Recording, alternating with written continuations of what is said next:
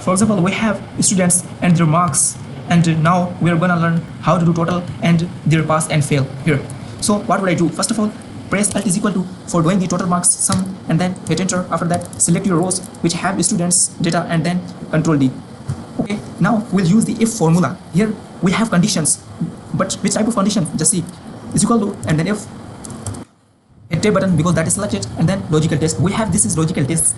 Okay, if this is equal to, if this is equal to or more than 150, so student will be pass.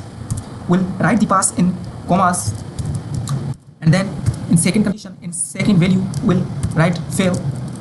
If this student is not like this, so he will be okay. Now when you do it, so you will see after that select your rows and Control D.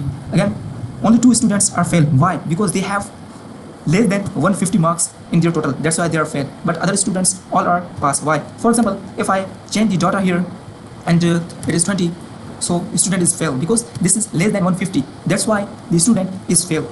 The students are pass and some are fail. Now here is fail, here is pass. Why? Because here we gave the condition of 190, this is less than 190, that's why it is fail. Now here we gave the condition of 190, it is less than 190, that's why he is fail. So like this way we can do it.